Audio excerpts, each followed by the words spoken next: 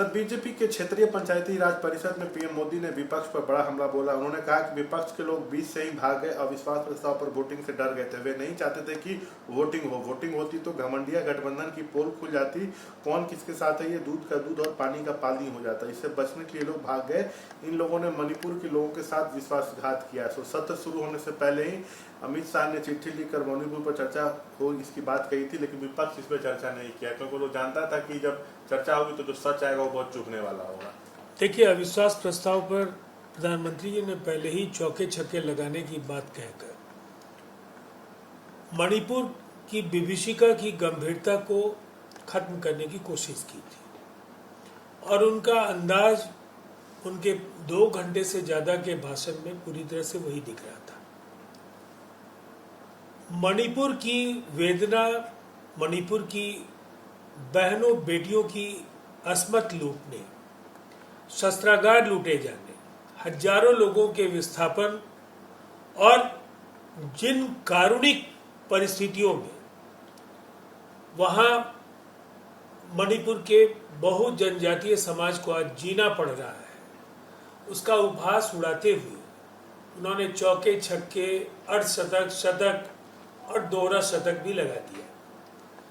विपक्ष उनसे अपेक्षा करता था कि उनके भाषण की शुरुआत या भाषण के आरंभिक हिस्से में मणिपुर पर वो बोलेंगे, लेकिन लगातार उन्होंने अपने तथाकथित उपलब्धियां और विपक्ष की नाकामियों की चर्चा की।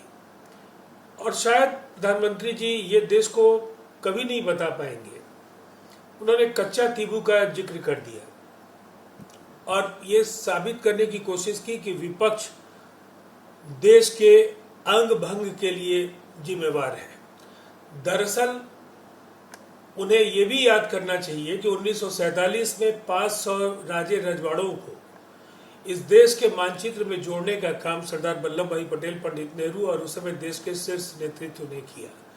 जूनागढ़, हैदराबाद, कश्मीर को हिंदुस्तान की सीमा के अंदर शामिल कराया और उसके बाद 1961 गोवा, 1949 मणिपुर, जिसकी वेदना पर चर्चा हो रही थी। जी, वो ठीक है सर, लेकिन ये भी बात आ रहा है पीएम जो बोले कि आप लोग विपक्ष के लोग बीच से ही भाग गए, अविश्वास प्रस्ताव पर वोटिंग ही नहीं चाहते थे, लोग तो पोल खुल जाता कि कौन किसके साथ है। देखिए, अविश्वास प्रस्ताव के वोट के आंकड़ों को लेकर के विपक्ष को किसी चमत्कार की अपेक्षा नहीं थी।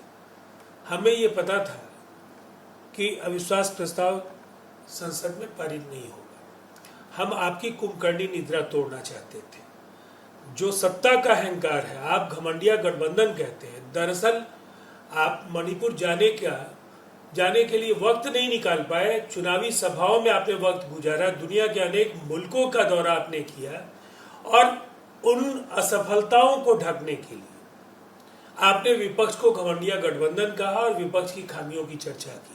फिर विपक्ष का संसद में होने का अर्थ क्या था?